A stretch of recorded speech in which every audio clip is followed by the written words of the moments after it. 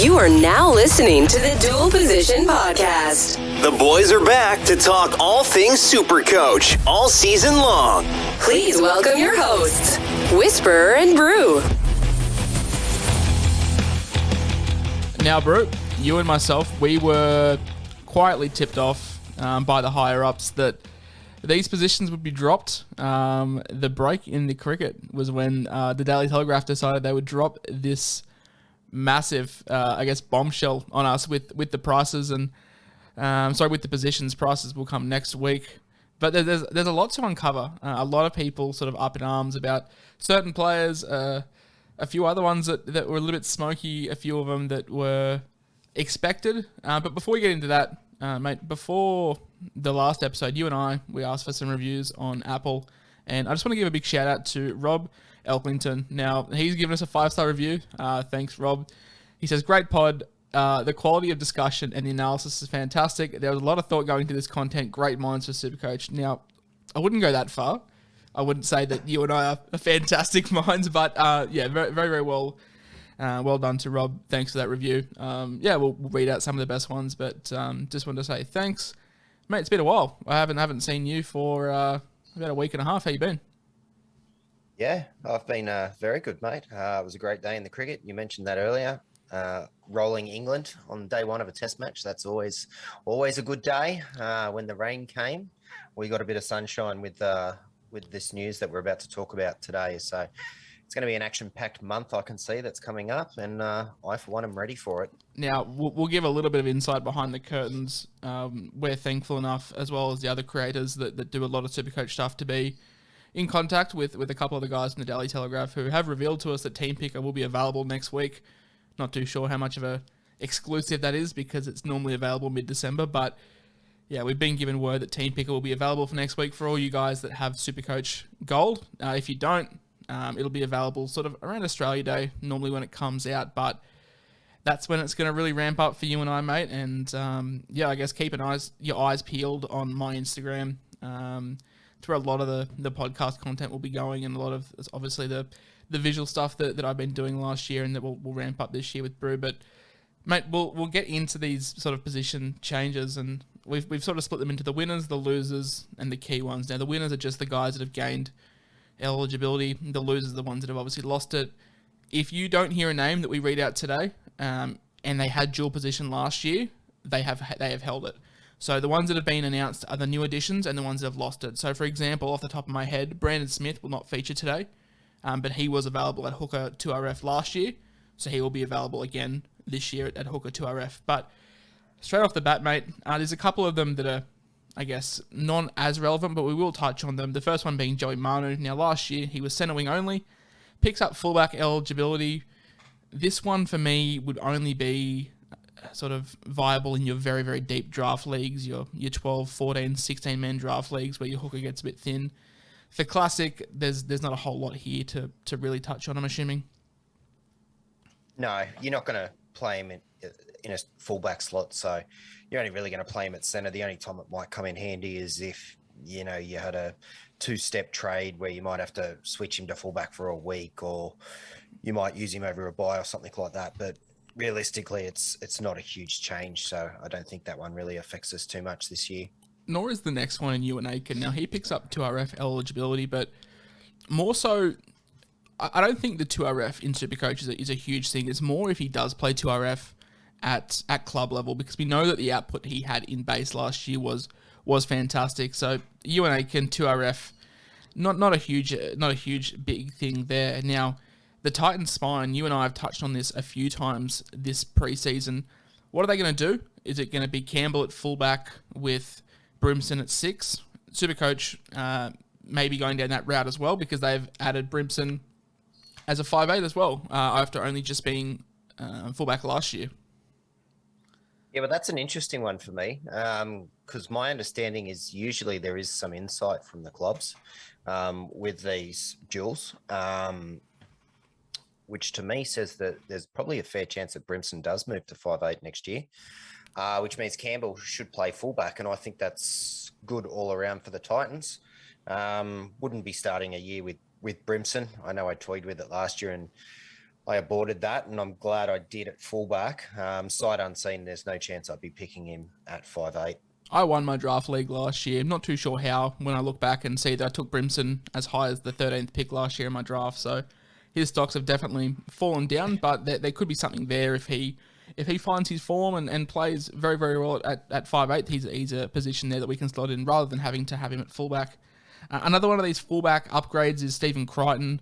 Played a fair bit last year while Dylan Edwards was out, swapped in between with Charlie Staines and whatnot. But another one of these things that his best position and his best value for SuperCoach Classic is definitely in the centres.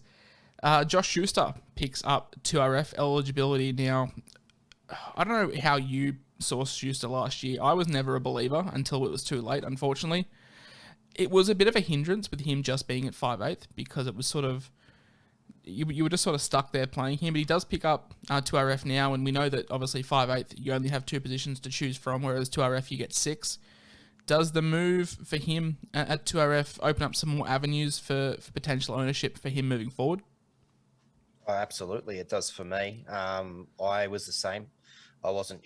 I wouldn't say I wasn't a believer, but he didn't make his way into my side when he first came onto the scene. I never ended up owning him last year, and for a while there, that was burning me week in and week out. That is a very handy jewel for me. Either way, really. If you could put a 5'8" at in the second row, there's weeks where that could be big scores, and vice versa as well. You could get the consistency of second row forward points in your 5'8", and we don't know obviously the settings for next year, but I for one think that there will be change in relation to the forwards and how the forwards score to even it up. I know you and I think spoke about it at the end of last year, how they needed to come to the party and kind of make it a little bit more even so that we could captain forwards and whatnot like we used to. I think something's happening. And if it does, that could be a real handy jewel that I'll be looking at, price dependent. Yeah, I think those scoring changes have all been but confirmed. They won't be announced until later on, closer to when the regular, closer to the official launch rather than the early access. But I think Tom Sangster and the crew at Daily Telegraph have basically all but confirmed there has been scoring changes. I'm not even trying to protect anyone here when I say I don't know. He's kept his cards pretty close to his chest when it comes to telling all us what they are. But just know that the scoring has changed. And it will be fantastic to have potentially the possibility of having these forwards brought closer together, because when your best forward and someone like a Payne Haas or Angus Crichton's averaging mid-70s, and your best fullback is averaging 140, and obviously that is an outlier, but even we look at someone like Cleary, who is averaging 115, like there is a gap there, and if we can bring it back closer, it'll be fantastic. And I think Josh Schuster could be a big winner out of that, obviously price dependent, but for your draft guys, it opens up another spot to draft him, potentially a little bit higher on your draft boards, or even have a bit more depth there in your 2RFs. Mate, I'm not going to really touch on Cohen Hess too much. He picks up front row forward status. If you want to buy Cohen Hess, go for it. You won't be hearing those words come out of mine or Brew's mouth. Marata Nicorima, though, he picks up centre wing eligibility, and this one excites me a little bit with obviously the news that Isaiah Papali'i's walking out at the end of the year. Who knows what his production's going to be like? We know that Ryan Madison is on the injury cloud. I guess he's always sort of thereabouts with some concussion history, and Sean Lane's never too far away from getting hooked by Brad Arthur, and Parramatta look to be in a little bit of all sorts with the off-season moves, so Marata Nicorima could pick up a role in the 2RF and we could fill him at centre wing, but he could do what he did last year and fill in a bit at the centres and looked fantastic, and now we have the opportunity to play him there. I'm liking this one. Yeah, if something comes about and he were to play in the second row, that's definitely something I'd look at. Any dual centre that is a forward, I'll definitely be looking at. I learnt my lessons the hard way 2 years ago, so I will definitely be looking at that. And if he does get a start, and who's to say that it won't happen? Papali'i's leaving, Lane is rubbish. So yeah, could be Shots good. Bringing the heat. Okay, the Raiders duo of Jordan Rupp and Abali Simonson both pick up fullback eligibility. not much of it. If I'm going to pick up any one of these guys that pick up fullback eligibility, it'll probably be Ripener because he probably has the highest ceiling. But I mean, apart from that, I'm not a huge fan of either two. Nor am I really a huge fan of this one. Blake Taaffe picks up halfback and fullback eligibility after coming off 5/8 only in 2021. Look, this may have been intriguing a month ago, but with the news now that Lachlan Ilias is going to get first crack at the 7, it obviously dampens Taaffe's stocks. Is he going to come on and be that Hynes kind of player if there's an injury? Who knows? He's definitely got the talent. But there's all the talk that Latrell could be shifted to the centre, so not too sure what to think of that. But as it stands right now, in my mind, Latrell plays fullback and Taaffe plays 14, and I'm not a huge fan of Taaffe for SuperCoach Classic. No, he might be an option later, but if South Sydney are stupid enough to move Latrell Mitchell from fullback back to the centres, wow. Mate, looking at this list, we have a lot of fullback upgrades, which include Tyrell Sloan and one Jake Granville. So they both pick up fullback eligibility, Granville being fullback hooker. Yep. That's a weird one. Yep. And Tyrell Sloan is centre wing fullback. None of these two excite me at all. And a lot of these winners aren't, I guess, relevant. It's the more the losers that we'll talk about. Talatau Amone, though, he is someone that I do like. Last year, he was a halfback only.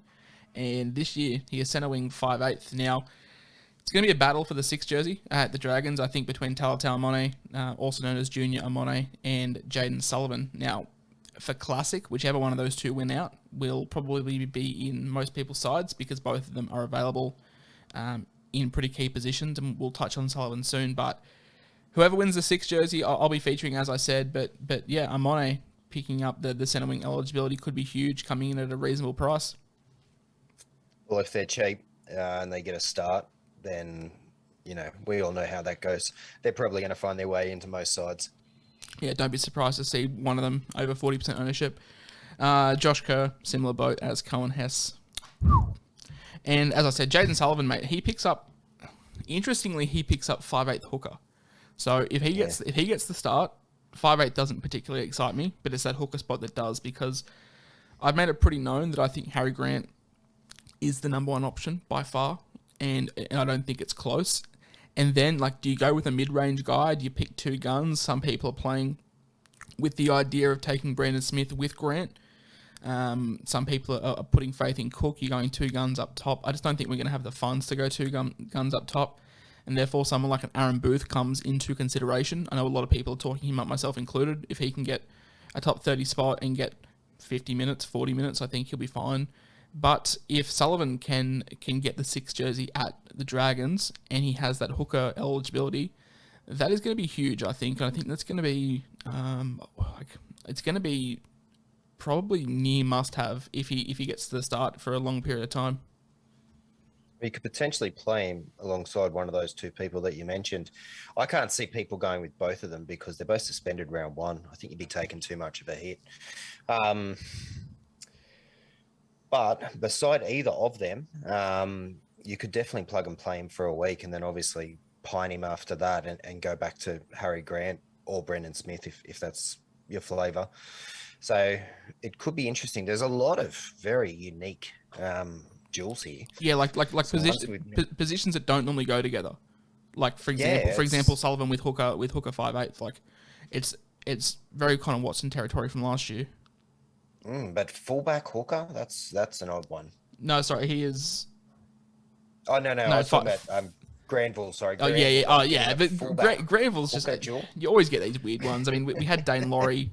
We had Dane Laurie, not this year, the year before. He was front row forward, centre wing, or whatever he was. That was a mistake, but we knew that was a mistake. This one, there's always some good ones here. Oh, but then again though, like Granville was picked at hooker, so it wasn't like. And this is the thing, and we'll touch on this in the losers soon when it comes to Matt Burton. But he was picked there on merit. So he did play. He started there, and he filled in obviously at times, but he did start games there. So I can see why he got the duel. It's a real strange one.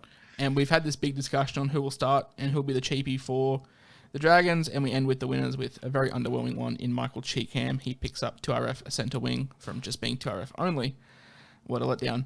Okay, the losers. There is a few here and a few big names. The first one, and this is a point that I wanted to talk about with you, mate. Ben Hunt loses hooker. So, like, no real surprise because he didn't feature a whole lot there last year, but it's a wider net that we're casting here. If you're a draft player and you have picks 1, 2, or 3 in your draft, I would be seriously looking at trading down, trying to pick up a second or a third round pick as well, and picking up like the 6th or 7th round pick, because outside of Harry Grant, there is not a whole lot when it comes to your hooker positions this year. So, yeah, I mean, in Classic, we're going to have a few cheapies, so it's a different mindset to be thinking of. But you guys that just play draft, I would be looking at trading down, especially in your non-captains leagues, and trying to take the best hooker on board midway in the first. And I think this, for draft guys, this sends Harry Grant's value skyrocketing. I know that people are sick of hearing me say Harry Grant's name, but I do rate him very highly this year. And with how thin the hooker position is looking, especially for draft, with Ben Hunt losing, another one on here is Victor Radley. He lost as well. We'll touch on them. But hooker is getting thin, and the cream is becoming much more valuable at the top rather than these middling guys. Is that a fair assessment? Yeah, I'd say so. I don't think it necessarily has to be Harry Grant. I think there's a few good options. I quite like Damien Cook this year. Not as high in the first round though. I would be comfortable taking Grant with the 6th pick. Yeah, but what I'm saying is if you don't want to reach, I reckon in the 3rd you still get a good hooker. Yeah, but who though? But you're not going to want to wait. Because like Brandon Smith, there is just so much uncertainty around him with what he is doing. Craig Bellamy could have him rot in reserve grade for all he cares. Like I don't think Bellamy cares. Reid Marnie is leaving, and I'm skeptical about taking players that are leaving. Api Coruscant is leaving. Damien Cook, yeah, he could come back, and I expect him to. We saw his numbers under Seibold skyrocket. They plummeted under Bennett. Bennett's now left, and obviously we expect them to rise. But I just feel like there's one elite hooker, and there's probably like 3 next best ones under that, and after that, it's pretty thin. It is. Interesting. Yeah, I can see your point, but I still think there's good options without reaching in the first. This isn't a draft-specific podcast, but we'll touch on draft closer to the season. Ben Hunt loses hooker, as we said. He just gets halfback. Zach Lomax loses fullback. He just gets centre wing. I don't think this matters a whole lot, unless we were doing... No. I know that the year before, when Zach Lomax was a bottom dollar price, he was good to sort of flip around when teams got thin. We played him at fullback for a week while over Origin and whatnot, but the more expensive he gets in price, the less I'm excited by him at fullback. James Fisher-Harris loses his 2RF status. That one, I guess, was kind of expected, but it's annoying because he was so handy to shift around at times last year. Is there anything we want to say on these last 2 guys in Lomax or Fisher-Harris? Anything you want to add? No. I think Fisher-Harris is probably good enough that you could pick him as a front row anyway. The benefit was obviously the ability to switch him around as required for trades and whatnot. Lomax... losing fullback does nothing for me. Hunt's a big one. Hunt last year in Classic for me was so handy having that duel. Saved my bacon, saved me trades. Yeah, I'm actually quite disappointed that he's lost that. I've just realised as well, it's been about 10 minutes since we've spoken about it, so I'm sure someone's going to message me in between that time frame that Nicorima actually went to the Warriors. So that could be a thing. I mean, Peter Holler's left, so that could open up a spot. So if anyone's messaged me about how we've said Nicorima at the Eels, I apologise. It's just clicked in my head that he has gone to the Warriors. But yeah, I think the same point stays. If he can get a spot at the centre wing spot, he could be very, very handy. If he gets a spot at 2RF, he'll be very handy in the centre wing. Mate, the next for him. Yeah, exactly. That's what I was just sort of thinking. Less competition. Yeah, well, that's what I said. With Peter Hiku leaving, that sort of opens up a spot there, which he could definitely snag, especially if they're going to persist with Ewan Aiken in the 2RF. Now, the next couple, Kurt Catewell has lost his fantastic centre wing spot that he has held for probably the last 3 years. It was coming. I just didn't know when it would come, but it seems this year is the year that he loses that. Makes him far, far less valuable in my mind. He's not good enough to be an elite centre wing. Not good enough to be an elite 2RF. He doesn't have the base there. But he was always sort of viable with his centre wing eligibility. So, unfortunately, his stocks do trend down from me there. David Mead loses his fullback role. Cool. And Corey Oates also loses his 2RF spot. Also cool. Now, all right, let's sit down. Let's sit down and talk Matt Burton, because a lot of people, and I mean a lot of people, were worried and were upset. And I'm not. I saw this happening. I mean, the precedent has set that it's not people. All right, let me go on a little bit of a rant here. People are so fixated with this idea. I'm looking dead into the camera for when I'm talking about this. People are so fixated on this idea that if you play 3 games in the prior year at a position, that you're guaranteed this luxurious dual position. And the fact that people are saying, "Oh, Burton was center of the year last year. Why is he not center this year?" First things first, he was never an option for me for round 1 ever. Not with the Bulldogs draw.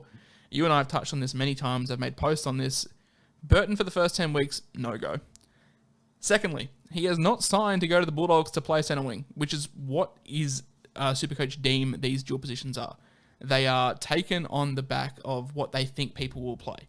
So obviously, for example, with Nicorima, the Daily Telegraph are under the idea that he might play a bit of centre wing. There is a very, very slim chance that Burton plays centre wing next year. Like, they haven't signed him to go sit in the centres. They haven't paid him big money to go sit in the centres. It worked fantastically at Penrith, but Penrith and the Bulldogs are 2 different systems. I'm just not sure why people are so in a ball about this, mate.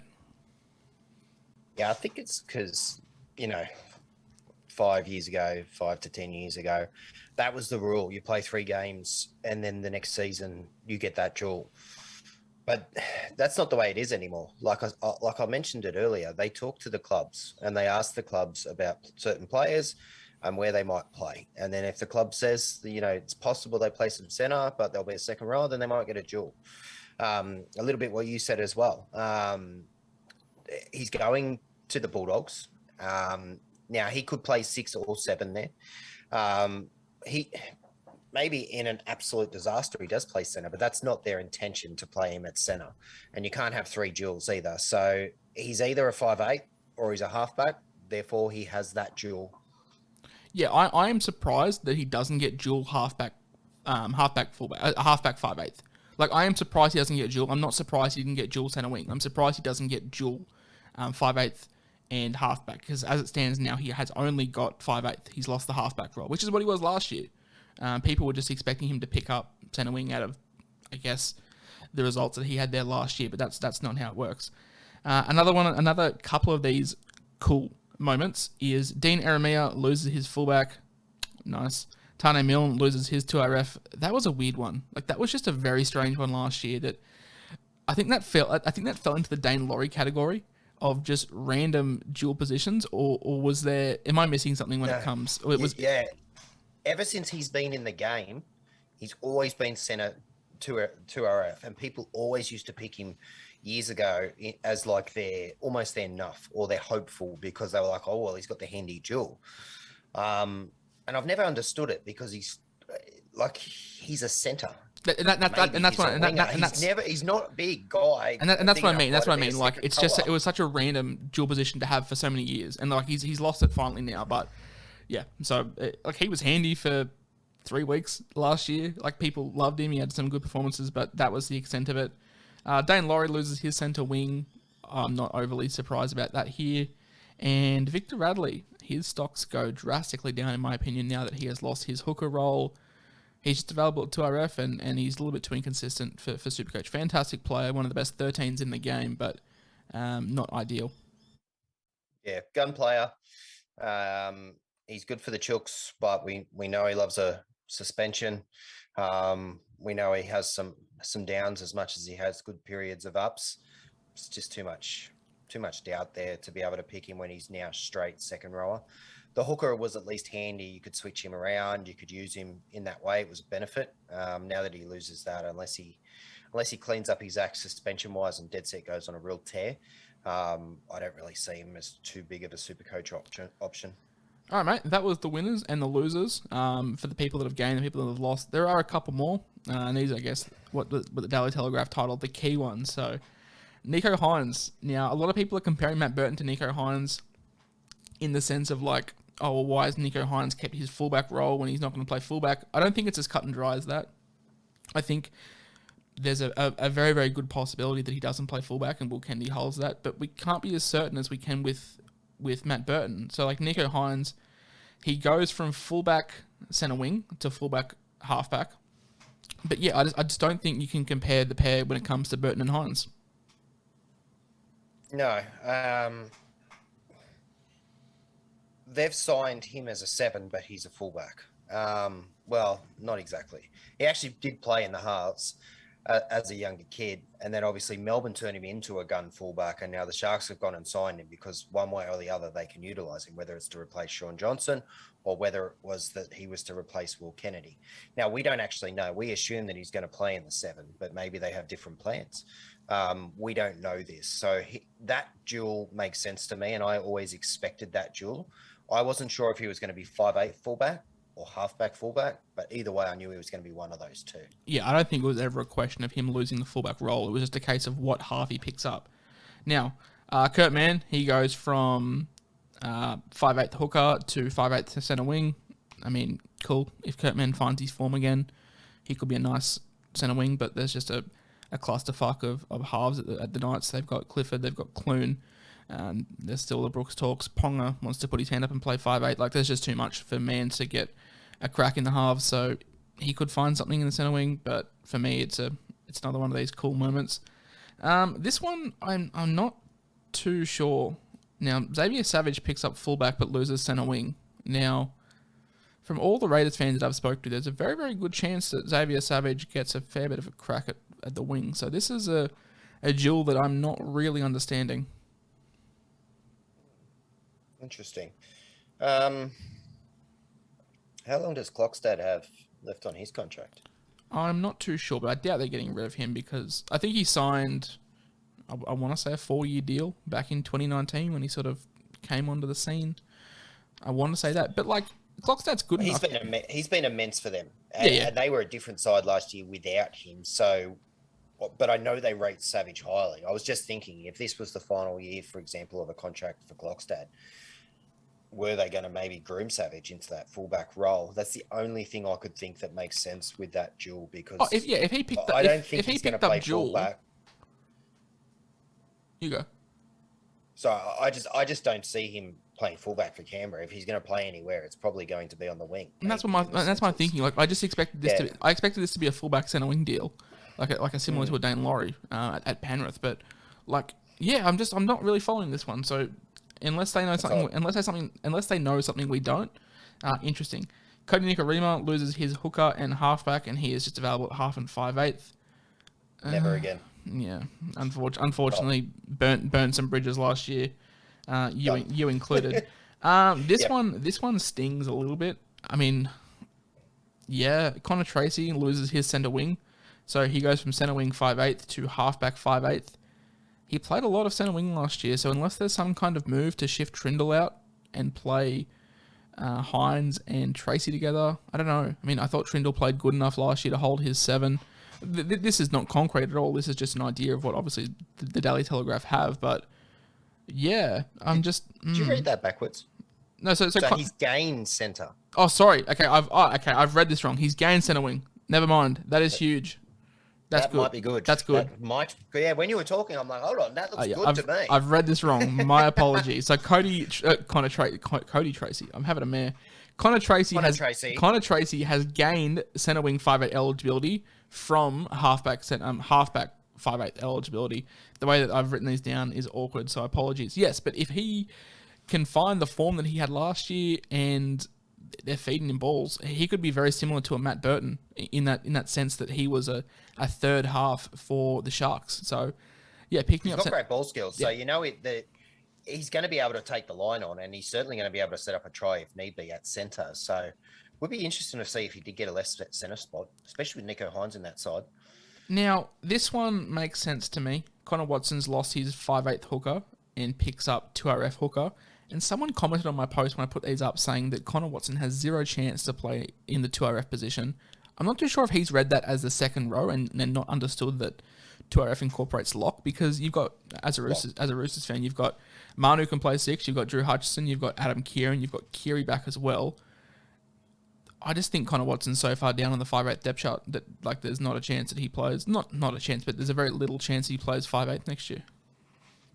Look, with Watson being back at the Roosters, I wouldn't be surprised if that guy gets jacked and gets big like Ryan Madison did. Because I think they've got intentions to play him as a forward. Yeah. Particularly if they've got Brandon Smith coming next year. Yeah.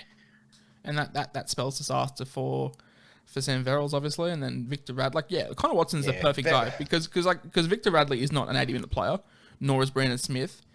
And you've got a perfect guy that can cover both those positions in Connor Watson that's just going to slot in at 9 and slot in at 13. So it's a perfect match for the Roosters. Yeah, absolutely. That duo next year in tandem, however they use them, they'll be great for the Roosters. And I'm interested to see what they do with Watson this year. I'm thinking he will start off the bench this year. I was thinking he was going to get a start, but the Brandon Smith news has kind of made me change my thoughts a little bit. I reckon they're going to push Watson to put on size, and he's gradually going to move into a mobile, floating kind of second row lock position this year. So I think he'll rove around a bit. Yeah, he's got that weird body type. Like, he's big. Yeah. But, like, he just looks too big to play 5'8", but not big enough to play, like, a pure sort of 13. Like if you're expecting him to play big minutes. So if he puts on some size, he's going to be enormous.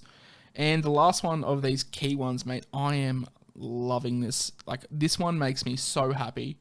Unfortunately, he's injured for the first probably half of the year, but Adam Doueihi picks up centre wing and loses fullback, but I'm not too worried about that. But yeah, Adam Doueihi is at centre wing is going to be monstrous when he is back. Yeah, save a trade, everyone. Make sure you got him for the run home. Obviously, especially with that Tigers run home that you and I touched on with the draw. Like, you and I both said that Tigers have a phenomenal draw. So, in all seriousness, he's coming back from a very serious injury. So, he could come back slow. It might be a wait and see. But we all know what Adam Doueihi's capable of after last season. And having a 5'8" who was punching out 80, 90 almost a week in that slot and going up to 130, 140 a week in your centres, that's brilliant. Because we saw that he had quite a good floor for a 5'8". He was a bit Munster-like. Like, I'm not saying he had the same type of base, but he always seemed to come out of those games with a decent score. And I hated not owning that bloke last year. So, yeah, I love that duel. That's probably my favourite duel from everything that was released today. That or Schuster are my favourites, but I think Doueihi probably takes the edge because I think he's the biggest X factor from these duels. Yeah, he's my biggest winner by far. He loves a run. He loves hogging the ball and just stepping inside, which is great for SuperCoach. And loves a tackle too. And as you said, very, very similar to Munster. Very, very similar levels too last year. And Doueihi just edged him out because I feel like the Tigers revolve around him, whereas the Storm don't. Obviously, Munster is a huge part of the attack, but it's not as crucial. Like, if you lose Munster, you've got other players around him. If we lost Doueihi, like, we're going to be arse. But in saying that, he actually reminds me before we go, he actually does remind me a lot of a younger Munster. Yeah. Like, Munster's slowed down a little bit over the last couple of years. He doesn't have the same step and speed and electricity that he used to have. Doueihi dead set reminds me of Munster in like 2016, 2017 when he was just that bit younger. Now, I said with no Munster, we could be awful, but we do bring in Jackson Hastings. Now, Jackson Hastings is available at halfback 5'8". I'm not too surprised about this because I don't think anyone's got any idea what he's going to be doing. He could be a guy that plays 13 that we have in our halves that scores big, or vice versa. I mean, like Hastings at dual. So this is the thing with Hastings. We don't know the price, but when John Bateman came into the league, he was killing the Super League and he came in at 400k flat, I think, from memory. And Hastings has been killing it in the Super League as well. So I would expect him to come in at around between 400 and 440 based off last year's pricing. Like, we don't know what's going to happen with the changes, but I would expect he comes in at around, mid 400s and probably a little bit too rich for my blood with the unknown. But there's definitely some upside there available at the duel. Yeah, the price, son. Tell us the price, son. That's what it all comes down to. With Hastings, I actually don't think he'll be. It depends how they do the pricing this year based on last year's massive averages. If in general the prices don't take a bit of a hit, I actually think he'll come in a little bit cheaper than say Bateman did, just because he's not going to have the same base that Bateman would have in the UK, and they've also got a little bit of data from when he did play in the NRL previously. So if we're going off the regular scoring system, I reckon he's probably going to be about 350, 375. Very enticing in that price. Kind of in an area there, yeah. I would definitely probably take that risk given the Tigers draw. Don't know if I'd necessarily rely on him as a starter early. I'd wait and see how he does play. But if he is in that, probably anywhere under 400, I'm interested. You just took the words out of my mouth. I was literally just going to say sub 400. I'm interested. Anything over, I'm not. I think that's the ballpark I'm in. Yeah, too steep over 400, I think, without knowing how he's going to go upon his return. And the last one is Jaden Nicorima, halfback, and I don't know what the Daily Telegraph have put here. They've put halfback /HO. Is that meant to be hooker? I'm assuming that's meant to be hooker. Yeah. So halfback hooker. I mean, who knows? Over Origin, if he gets some game time, could be cool. But expect him to be expect him to sign with the Bulldogs in 4 years' time for like $600K a year when Bellamy turns him into a stud. We'll see. Mate, I think I just remember how he played for the Roosters last time. I know a lot of people that actually think he's a fantastic player. Oh, he played so well in Q Cup. That's the thing. Like last year, he played fantastic. Q Cup's not the NRL, but it is not, mate. That's all I'll say on that. Before we go, I think you and I have the exact same winner out of this, and it's Adam Doueihi. Yeah, Adam Doueihi's the big winner. Picking up, it's kind of like when you get a forward that can play in the centres. Given centres generally, if your name's not Brian Totter, have a lower floor. Getting someone with a high ceiling and a larger floor, gold. Hopefully he comes back as the same production with his knee. It's always a worry. But, mate, thank you for coming on with me tonight, breaking down these, interesting positions. Prices, from what we know, Sangster has said that a few prices will be leaked between now and Team Picker. Quick prediction, Turbo, over or under 1.1 mil? Under. All right. We'll leave it at that. Mate, thank you very much. And the next time people hear from us, it'll probably be with our initial sides. I think you and I will sit down. We'll pick a very, very rough team once Team Picker is out. And we'll put that podcast in the archives and we'll see how close our round one teams are to that. But for now, I've been the SC Whisperer. I've been joined by Brew SC.